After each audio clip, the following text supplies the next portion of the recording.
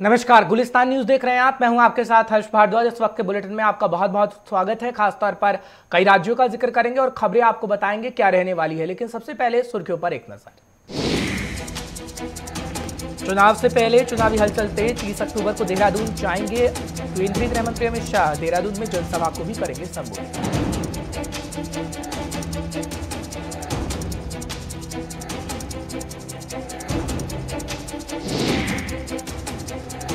धामी सरकार ने दी उत्तराखंड वासियों को नई सौगात। स्वरोजगार योजना के तहत छोटे व्यापारियों को मिलेगी राहत। ऋण की सीमा बढ़ाकर 50,000 से ज्यादा की गई। सरकार ने दिया पूरा मदद का आश्वासन।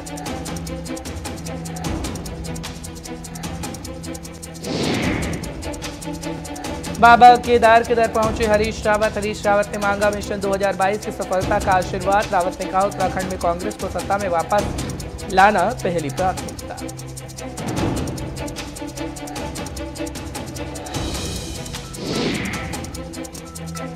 और देवभूमि में कोरोना की रफ्तार में आई कमी। 24 घंटे में 12 नए संक्रमित मामले। एक भी मरीज की नहीं हुई मौत। 8 मरीज हुए ठीक। सक्रिय मामलों की संख्या 156 तक पहुंची।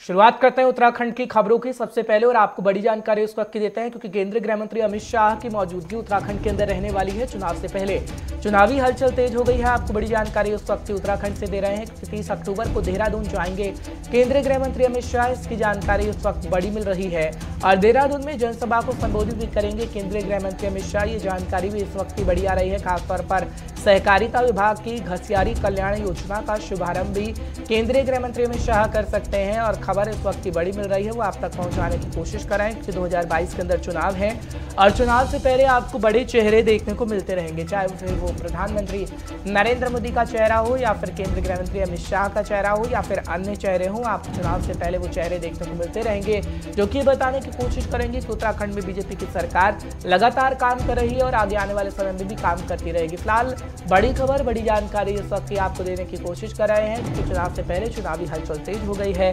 हालांकि अगर बात करें तो अपनी अपनी पार्टियां सभी तैयारी कर रही हैं, लेकिन खासतौर पर बीजेपी भी पूरी तैयारी में है।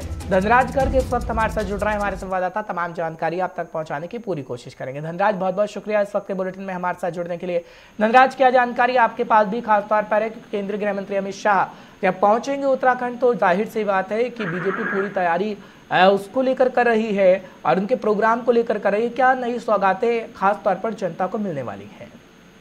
जी हर्ष, बिल्कुल आपको बता दें कि जिस तरीके से उत्तराखंड में 2022 का चुनाव नजदीक आता जा रहा है तो कहीं ना कहीं जो बीजेपी के राष्ट्रीय नेता हैं, बड़े चेहरे हैं, वो उत्तराखंड में लगातार देखे जा रहे हैं। चाहे वो अमित शाह का चेहरा हो या जेपी नड्डा का चेहरा हो या फिर प्रधानमंत्री नरेंद्र मोदी का चेहरा हो, लगातार उत्तराखंड में देखे जा रहे हैं। और आपने देखा होगा कि हाल ही में प्रधानमंत्री नरेंद्र मोदी को उत्तराखंड आए थे, केदारनाथ गए थे और अब फिर एक बार फिर वो 5 नवंबर को वो फिर दोबारा से केदारनाथ जाएंगे। और कहीं ना कहीं जो अमित शाह है वो भी एक बार पहले आ चुके हैं और अब 30 अक्टूबर को उनका आने का प्रोग्राम दोबारा से बन चुका है कि वो देहरादून आएंगे और इस दौरान वो कहीं ना कहीं जनसभा को एक संबोधित करेंगे। और साफ तौर पर यही कहा जा सकता है कि जो 2022 का चुनाव है उससे पहले अमित शाह जब उत्तराखंड आएंगे तो कहीं ना कहीं जनता से वो सीधे रूबरू होंगे जनसभा के माध्यम से और तमाम कार्यकर्ताओं को भी वो टिप्स देंगे कि 2022 के चुनाव में बीजेपी किस तरीके से काम करेगी और किस तरीके से बीजेपी दोबारा से सत्ता हासिल करेगी। लेकिन हर्ष, ये आपको बता दें कि जो उत्तराखंड का इतिहास है सत्ता का, वो कहीं ना कहीं ये रहा है कि एक बार कांग्रेस की सरकार आती है, एक बार बीजेपी की सरकार आती है, लेकिन इस बार आम आदमी पार्टी भी मैदान में है। त्रिकोणीय चुनाव यहाँ पर होने जा रहा है और जिसके दौरान कहीं ना कहीं बड़े नेता यानी कि बीजेपी के बड़े नेता, राष्ट्रीय नेता का चेहरा उत्तराखंड में देखना लाजिमी है, तो वहीं कांग्रेस और आम आदमी पार्टी के बड़े चेहरे भी उत्तराखंड में दिख सकते हैं। जी ठीक है धनराज, एक सवाल ये भी रहेगा क्योंकि अगर बात करें खासतौर पर घसियारी कल्याण योजना को लेकर तो उसके बारे में कई बातें सामने आ रही हैं कि उसका शुभारंभ केंद्रीय गृह मंत्री अमित शाह करते हुए नजर आएंगे। जी बिल्कुल हर्ष, इस दौरान कहीं ना कहीं अमित शाह जो उत्तराखंड की एक बहुत ही महत्वाकांक्षी योजना है घसियारी कल्याण योजना, उसका शुभारंभ अमित शाह जरूर करेंगे। और लेकिन उसके बाद देखना होगा क्योंकि हर्ष आपको ये बता दें कि आचार संहिता बहुत जल्द लगने वाली है और उससे पहले किस तरीके से इस योजना का पूरा जो लाभ है वो जनता को किस तरीके से मिल पाएगा, ये देखने वाली बात होगी। लेकिन फिलहाल ये कहा जा सकता है जिस तरीके से 2022 का चुनाव नजदीक है तो कहीं ना कहीं बीजेपी उसको भुनाने की कोशिश कर रही है। तमाम तरह की योजनाएं मुख्यमंत्री पुष्कर सिंह धामी की तरफ से निकाली जा रही है और अभी ये घटियारी योजना जो निकाली गई है कहीं ना कहीं सीधा लाभ जरूर जनता को मिलेगा। जी हाँ, ठीक है, बहुत बहुत शुक्रिया तमाम जानकारी पहुंचाने के लिए, दर्शकों को अपडेट रखने के लिए। फिलहाल सीएम का जिक्र करते हैं। उत्तराखंड की जो नई नई सौगातें इस वक्त दे रहे हैं जनता को और खासतौर पर आपको बड़ी जानकारी देते हैं। धामी सरकार ने उत्तराखंड वासियों को नई सौगात दी है। स्वरोजगार योजना के तहत छोटे व्यापारियों को राहत मिलती हुई नजर आ रही है। ऋण की सीमा बढ़ाकर 50,000 कर दी गई। सरकार का मकसद 20,000 लोगों तक इस योजना का लाभ पहुंचाना है। इस वक्त की बड़ी खबर, बड़ी जानकारी आपको दे रहे हैं। धामी सरकार ने उत्तराखंड वासियों को नई सौगात दे दी है और स्वरोजगार योजना के तहत छोटे व्यापारियों को बड़ी राहत मिलती हुई नजर आएगी। ऋण की सीमा बढ़ाकर 50,000 तक की कर दी गई है। हालांकि कहा जा रहा है कि सरकार का मकसद 20,000 लोगों को इस योजना से लाभ पहुंचाना है। फिलहाल बड़ी खबर आपको बता रहे हैं कि सीएम पुष्कर सिंह धामी लगातार सौगात देने का सिलसिला जारी रखे हुए हैं और धामी सरकार की तरफ से एक और सौगात दी गई है और खासतौर पर छोटे व्यापारियों के लिए है, क्योंकि स्वरोजगार योजना के तहत छोटे व्यापारियों को बड़ी राहत मिलने की पूरी उम्मीद जताई जा रही है। और ये भी कहा जा रहा है कि इस योजना से कई लोगों को जोड़ा जाएगा और तकरीबन 20,000 लोगों को इस योजना का लाभ मिलता हुआ नजर आएगा। धीरेन्द्र प्रताप सिंह इस वक्त हमारे साथ जुड़ चुके हैं, उत्तराखंड ब्यूरो हैं, तमाम जानकारी आप तक पहुंचाने की पूरी कोशिश करेंगे। बहुत बहुत शुक्रिया धीरेन्द्र हमारे साथ इस वक्त के बुलेटिन में जुड़ने के लिए। धीरेन्द्र, क्या जानकारी है, क्योंकि कई सौगातें दी जा रही है, कल भी हम इस पर चर्चा कर रहे थे, लेकिन छोटे व्यापारियों को खास तौर पर इसका लाभ मिल सकेगा और ये कहा जा रहा है कि इस योजना से सीधे सीधे 20,000 लोग जुड़ेंगे और 20,000 से ज्यादा लोगों को भी फायदा मिल सकता है। बिल्कुल हर्ष, देखिए जो ऋण की सीमा बढ़ाकर 50,000 की गई है उसका उद्देश्य यही है कि जो लघु व्यापारी है, बहुत ही छोटे छोटे रोजगार करते हैं या स्वरोजगार करते हैं, उनके लिए यह लाभदायक हो और इसका जो दायरा है वो लगभग 20,000 लोगों को इससे आच्छादित करने का लक्ष्य है सरकार का। और निश्चित रूप से ये होगा भी, क्योंकि आपने देखा होगा कि कोरोना काल में बड़े व्यवसायों की तो कमर टूटी ही, जो छोटे व्यवसायी थे या जो छोटे छोटे काम करते थे, ठेली रेहड़ी लगा करके अपना जीवन यापन करते थे, उनके दैनिक जीवन पे बहुत बुरा असर पड़ा है और इसको सरकार ने गंभीरता से लिया है। इसका सर्वे कराया और जब रिपोर्ट आई तो उन्होंने इस ऋण को बढ़ाने का फैसला किया है। इसका 50,000 जो ऋण की सीमा है, आपको पता है कि ये बहुत ही अत्यंत छोटे छोटे जो व्यवसायी हैं उनके लिए यह योजना है और निश्चित रूप से इसका लाभ जो राज्य के नागरिक हैं, जो छोटे छोटे व्यवसाय करके अपना परिवार चलाते हैं, उनके लिए बहुत लाभदायक होगा। इसके साथ ही साथ गाँव में जो छोटे छोटे स्वरोजगार समूह हैं उनको भी इसका लाभ मिलेगा और इससे जो है गाँव की भी सूरत बदलती हुई दिखाई देगी हर। लेकिन धीरेन्द्र, आगे आने वाले समय में क्या वाकई जो 20,000 लोगों को इसका लाभ पहुंचाने की बात कही जा रही है, क्योंकि कोरोना काल में हमने खास तौर पर देखा कि छोटे व्यापारी प्रभावित हुए थे, लेकिन अब उससे उबरने के लिए जो सरकार की तरफ से सौगात दी जा रही है, क्या वाकई इसका असर खास तौर पर जमीनी स्तर पर देखने को मिलेगा? बिल्कुल हर्ष, देखिए यह कहना तो अभी बहुत जल्दबाजी होगी, क्योंकि सरकारी जो योजनाएं होती हैं वो 100% जो है धरातल पे उतर पाए ऐसा बहुत कम होता है। उसमें जरूर कुछ न कुछ दिक्कतें आती हैं और जो ब्यूरोक्रेसी है अगर वो ईमानदारी और मेहनत से काम करती है तो योजनाएं धरातल पे उतरती भी है। लेकिन अगर 20,000 का लक्ष्य लेकर के सरकार चल रही है और 15,000 लोग भी इससे लाभान्वित हुए तो आप समझ सकते हैं कि कम से कम 60,000 लोग इससे लाभान्वित हो गए, यानी 20,000 लोगों का जो परिवार है वो भी इसमें जोड़ा जाएगा, तो 4 गुना अधिक लोग इससे आच्छादित और लाभान्वित होंगे। और सरकार का यही उद्देश्य है कि अधिकतम लोगों को सरकारी सहायता दी जाए, उनको राहत दी जाए। ठीक है धीरेन्द्र, बहुत बहुत शुक्रिया तमाम जानकारी पहुंचाने के लिए, दर्शकों को अपडेट रखने के लिए। फिलहाल सरकार का जिक्र हुआ तो विपक्ष का जिक्र करना जरूरी है। बाबा केदारनाथ के धाम पहुंचे हैं हरीश रावत, कांग्रेस के वरिष्ठ नेता। आपको जानकारी दे दें, हरीश रावत ने मांगा है मिशन 2022 की सफलता का आशीर्वाद। इस वक्त की बड़ी खबर आपको पहुंचाने की कोशिश कर रहे हैं। उत्तराखंड में कांग्रेस को सत्ता में वापस लाना पहली प्राथमिकता है। हरीश रावत की तरफ से कहा गया है सरकार 30 अक्टूबर तक देवस्थानम बोर्ड को वापस ले। हरीश रावत ये भी कहते हुए नजर आ रहे हैं, क्योंकि खास तौर पर हम देख रहे हैं कि देवस्थानम बोर्ड को लेकर भी इस वक्त रार बरकरार है और केंद्र का जहाँ तक हम जिक्र करते हैं या फिर सरकार का जिक्र करते हैं तो सरकार की तरफ से तमाम बातें केंद्र को बताने की कोशिश की जा रही है और अंतरिम रिपोर्ट भी सौंप दी गई है। क्योंकि कल जो तस्वीर आ रही थी वो देवस्थानम बोर्ड को लेकर थी, जब सीएम को अंतिम रिपोर्ट सौंपी गई है। फिलहाल रावत ये कह रहे हैं कि सरकार सरकार 30 अक्टूबर तक देवस्थानम बोर्ड को वापस ले ले, क्योंकि सरकार लगातार लोगों के विकास की बात तो कह रही है लेकिन वो कर नहीं रही है। हरीश रावत ये कटाक्ष करते हुए नजर आ रहे हैं। फिलहाल हरीश रावत केदारनाथ धाम पहुंचे हैं, वहां पर आशीर्वाद लिया गया है 2022 के लिए। विशाखा चौधरी इस वक्त फोन लाइन पर हमारे साथ जुड़ रहे हैं, हमारे संवाददाता तमाम जानकारी आप तक पहुंचाने की कोशिश करेंगे। विशाखा, बहुत बहुत शुक्रिया हमारे साथ जुड़ने के लिए। आशीर्वाद लेना जरूरी है कांग्रेस के लिए, क्योंकि 2022 का रास्ता तय करना है, ऐसा करने पहुंचे हैं हरीश रावत, कांग्रेस के वरिष्ठ नेता। क्या लगता है आपको कि जनता अपना आशीर्वाद 2022 में दे पाएगी हरीश रावत को, क्योंकि अभी आशीर्वाद लेने भगवान के दर पर पहुंचा गया है और कटाक्ष भी किया गया है सरकार पर, खासतौर पर देवस्थानम बोर्ड को लेकर। विशाखा जी बिल्कुल हर्ष, देखिए हरीश रावत केदारनाथ धाम पहुंचे हैं और जाहिर तौर पर जो उनका यह दौरा है वो इसलिए महत्वपूर्ण हो जाता है क्योंकि देखिए 5 नवंबर को प्रधानमंत्री नरेंद्र मोदी का भी केदारनाथ में दौरा रहने वाला है। तो कहीं ना कहीं जो तीर्थ पुरोहित हैं और जो वहाँ के पुजारी हैं उनसे हरीश रावत के द्वारा बातचीत की गई, अवगत कराया गया कि किस तरह से देवस्थानम बोर्ड जो है वो उनके लिए हानिकारक रह सकता है, आपदा से निपटने के लिए सरकार को क्या करना चाहिए था और क्या नहीं किया गया। ये तमाम बातें उनकी तरफ से जो वहाँ के तीर्थ पुरोहित थे उनसे की गई। और जिस तरह से प्रधानमंत्री नरेंद्र मोदी का दौरा रहने वाला है केदारनाथ के अंदर, तो उससे पहले हरीश रावत केदारनाथ में पहुंचकर कहीं ना कहीं यह दिखाना चाहते हैं कि कांग्रेस भी जो तमाम तीर्थ पुरोहित है उनके हितों को समझती है और अगर सत्ता में कांग्रेस आती है तो जाहिर तौर पर जो सबसे पहले देवस्थानम बोर्ड है उसको पहले दिन भंग करा जाएगा। ये हरीश रावत की तरफ से कहा गया, तीर्थ पुरोहित से उन्होंने यह बातचीत करी। तो देखिए जिस तरह से उनके द्वारा यह दौरा किया गया है तो जाहिर तौर पर भारतीय जनता पार्टी के साथ कांग्रेस भी यह दिखाना चाहती है कि चारधाम यात्रा को लेकर, तीर्थ पुरोहितों को लेकर और एक आध्यात्मिक रूप से जो माहौल है उत्तराखंड का, उसके लिए कांग्रेस भी तैयार है। और जो वोट बैंक बीजेपी साधने की कोशिश कर रही है तमाम दौरों के द्वारा, तमाम जो चीजें हैं उनके द्वारा, वो कांग्रेस भी छोटा नहीं चाहती। उस वोट बैंक की तरफ कांग्रेस भी पूरी तरह से एकजुट होकर फिलहाल लगी हुई है। विशाखा, देवस्थानम बोर्ड का मुद्दा कब तक सुलझ पाएगा, क्योंकि कल ही हम खबर दिखा रहे थे जब मुलाकात की गई सीएम के साथ और अंतरिम रिपोर्ट सीएम को सौंप दी गई है, क्योंकि देवस्थानम बोर्ड का मुद्दा त्रिवेंद्र सिंह रावत, तीरथ सिंह रावत और अब धामी सरकार में भी लगातार उठ रहा है, जहां पर विपक्ष लगातार हमले कर रहा है। और हमने देखा कि पिछले दिनों तो साधु संत की नाराजगी भी थी जब प्रोटेस्ट किया गया था। अंतरिम रिपोर्ट जाने के बाद क्या वाकई हल निकल जाएगा?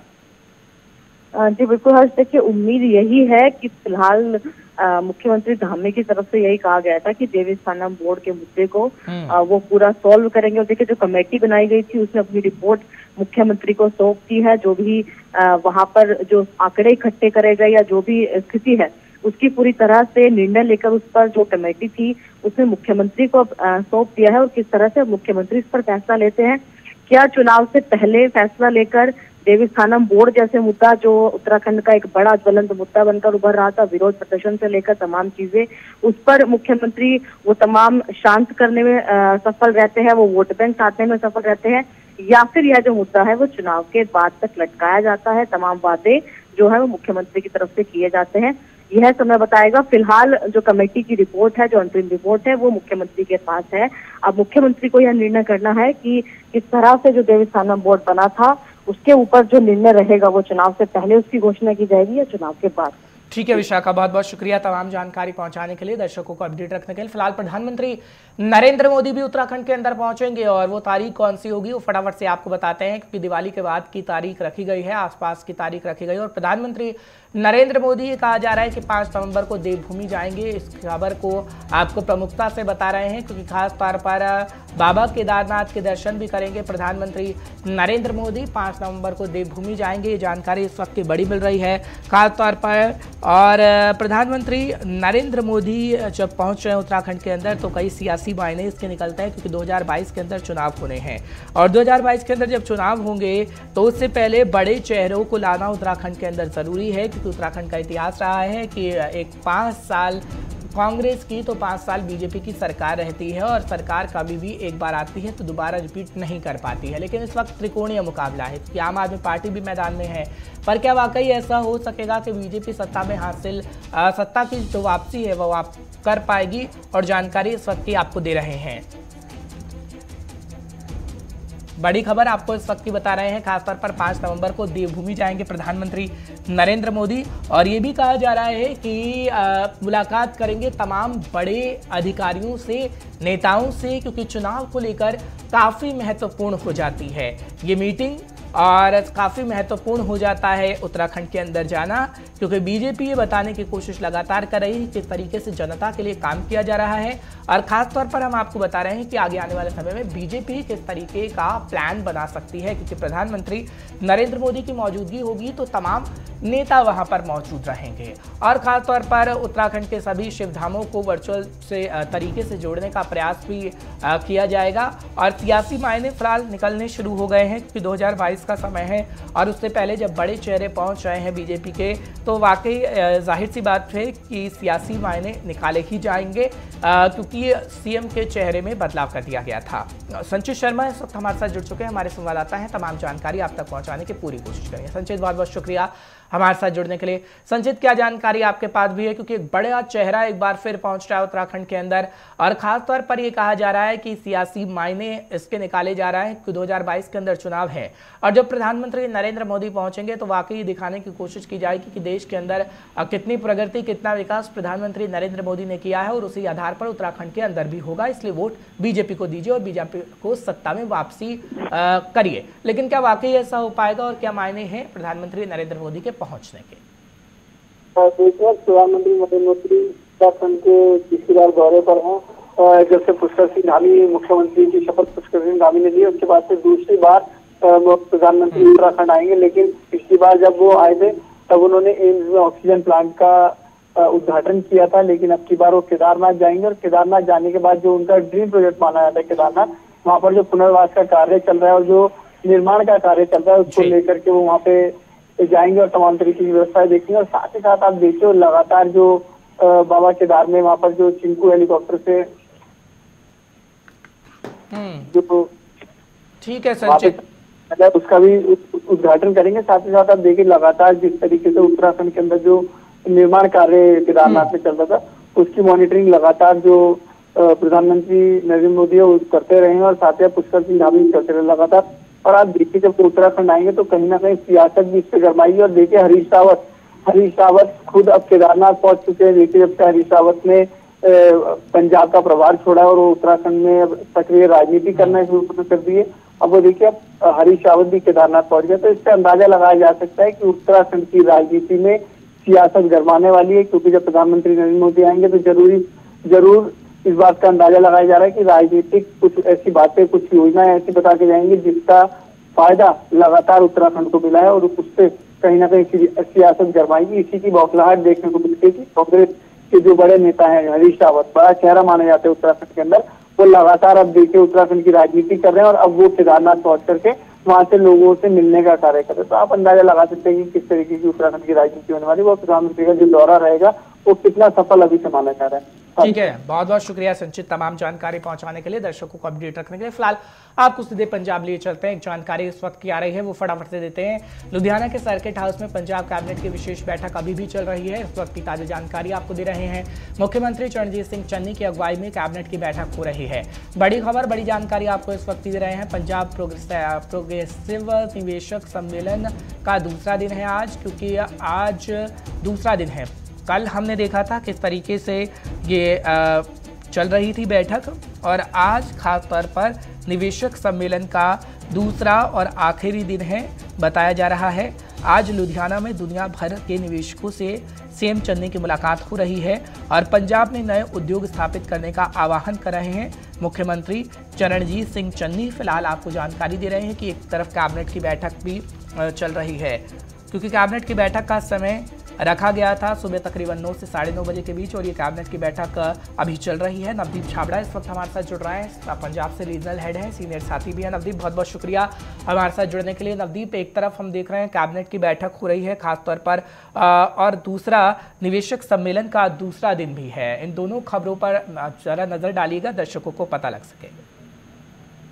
देखिए बिल्कुल पंजाब कैबिनेट की जो बैठक है वो जारी है सुबह 9:15 बजे से और इस बैठक के अंदर जो पंजाब के व्यापार से जुड़े कई चीजें हैं उस पर फैसला जो है वो लिया जाएगा, क्योंकि दूसरा दिन है सम्मेलन का, दूसरा और आखिरी दिन और इस वजह से सरकार चाहती है कि एक संदेश दिया जाए पंजाब के और विदेशी उद्योगपतियों को, ताकि वो पंजाब के अंदर अगर निवेश करना चाहते हैं तो उन्हें हर वो माहौल अच्छा मिलना चाहिए जिससे पंजाब के अंदर निवेश बढ़ सके, पंजाब के अंदर उद्योग जो है ज्यादा से ज्यादा संख्या में स्थापित हो सके। तो यही कारण है कि कैबिनेट के जरिए एक संदेश देने का प्रयास किया जा रहा है कि जो जो चीजें आप चाहते हैं, जिस माहौल को आप चाहते हैं, उस माहौल को देने के लिए पंजाब सरकार पूरी तरीके से आपके साथ तैयार है। और उसी को लेकर आज जो है थोड़ी देर में जो अभी ब्रीफिंग होगी उसमें जो फैसले लिए जाएंगे वो भी जनता के सामने आ जाएंगे, उद्योगपतियों को सामने आएंगे। और दूसरा, आज देश के और खासतौर पर विदेशों के तमाम उद्योगपति जो है वो साथ होंगे मुख्यमंत्री के, और आज फिर एक बार वो आह्वान करेंगे कि पंजाब में आइए, आपका वेलकम है, आप निवेश के लिए आप यहाँ पर आइए।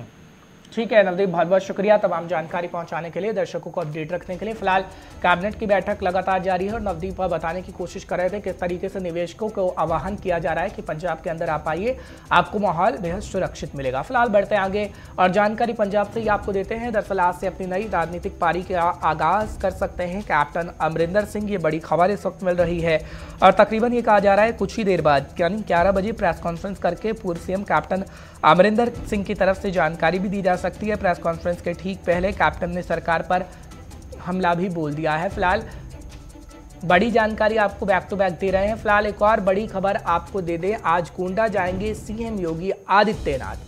बड़ी खबर है उस वक्त की, मेडिकल कॉलेज सहित कई परियोजनाओं का शिलान्यास भी करते हुए नजर आएंगे। उत्तर प्रदेश से जानकारी आपको दे रहे हैं, मुख्यमंत्री के प्रस्तावित कार्यक्रम को लेकर तैयारियां तेज हो गई हैं और लाभार्थियों से भी भेंट करेंगे सीएम योगी आदित्यनाथ। फिलहाल आज गोंडा जाएंगे सीएम योगी, खबर इस वक्त की बड़ी आपको दे रहे हैं और ये कहा जा रहा है कि तकरीबन कई परियोजनाएं हैं जिसका लोकार्पण करते हुए सीएम योगी आदित्यनाथ नजर आएंगे। फिलहाल बड़ी खबर, बड़ी जानकारी आपको उत्तर प्रदेश से दे रहे हैं क्योंकि गोंडा का प्रस्तावित दौरा उनका है, मेडिकल कॉलेज सहित कई परियोजनाओं का शिलान्यास करते हुए नजर आएंगे क्योंकि हर एक इलाके का जिक्र करते हैं तो सीएम योगी आदित्यनाथ दौरा कर रहे हैं। हालांकि प्रधानमंत्री नरेंद्र मोदी की तस्वीर भी आपने पिछले दिनों देखी थी जब सिद्धार्थनगर वो पहुंचे थे और खासतौर पर वाराणसी पहुंचे जब नो मेडिकल कॉलेज की सौगात दी गई थी और कई परियोजनाओं की सौगात प्रधानमंत्री नरेंद्र मोदी की तरफ से दी गई थी जब सीएम योगी आदित्यनाथ की भी मौजूदगी थी। लेकिन आज खासतौर पर यह कहा जा रहा है कि सीएम योगी आदित्यनाथ गोंडा पहुंच रहे हैं और गोंडा पहुंचकर कई जो परियोजना है उसका लोकार्पण किया जाएगा, परियोजनाओं का शिलान्यास किया जाएगा और खासतौर पर जनता को ये बताने की कोशिश की जाएगी कि जो अच्छे दिन के वादे किए गए थे जनता से वो हमने पूरे किए हैं 4.5 सालों में, क्योंकि अब 5 साल पूरे होने को है और 2022 के अंदर चुनाव है। फिलहाल चुनाव जब होंगे तो पल पल की अपडेट हम आपको देंगे, लेकिन उससे पहले किस तरीके से सियासी गतिविधियां हो रही हैं वो आपको बता रहे हैं कि हर एक पार्टी जद्दोजहद पूरी तरीके से कर रही है और इसमें बीजेपी भी पीछे नहीं है। और बीजेपी ये बताने की कोशिश कर रही है कि हाँ, सत्ता में हमारी सरकार है और हम अपनी सरकार के रहते तमाम वो काम कर रहे हैं जिसकी आपको चाहत थी और जिसकी जनता कामना करती थी। और आगे आने वाले समय में अगर सत्ता में वापसी करती है बीजेपी तो इसी तरीके से स्थितियां होंगी और बेहतर स्थितियों को करने की कोशिश सीएम योगी आदित्यनाथ करेंगे। फिलहाल आपको बड़ी जानकारी, बड़ी खबर दे रहे हैं क्योंकि लाभार्थियों से भेंट करेंगे सीएम योगी आदित्यनाथ की भी जानकारी इस वक्त मिल रही है और मुख्यमंत्री के प्रस्तावित कार्यक्रम को लेकर तैयारियां भी तेज हो गई हैं और कार्यक्रम की रूपरेखा पहले से तैयार कर ली गई थी। हालांकि ये कहा जा रहा है कि कई परियोजनाएं हैं जिसका शिलान्यास करते हुए सीएम योगी आदित्यनाथ नजर आएंगे। हालांकि मेडिकल कॉलेज की सौगात भी देते हुए नजर आएंगे क्योंकि कोरोना काल में हमने देखा कि स्वास्थ्य सुविधाएं कितनी प्रभावित हुई हैं, लेकिन खासतौर पर यह कहा जा रहा है कि जब मेडिकल कॉलेज की सौगात दी जाएगी आम जनता को तो आम जनता बेहद खुशी जाहिर कर रही है कि पिछले दिनों सिद्धार्थनगर के अंदर हमने देखा, वाराणसी के अंदर देखा, प्रधानमंत्री नरेंद्र मोदी का जब संवाद कर रहे थे तो काफी संख्या में जनता वहां पर मौजूद थी। लेकिन गोंडा के अंदर सीएम योगी आदित्यनाथ हैं और कई परियोजनाओं की सौगात देंगे, वो जानकारी हम आप तक बखूबी पहुंचाएंगे। फिलहाल वक्त एक छोटे से ब्रेक का हो चला है। गुलिस्तान न्यूज देखते रहिए आप।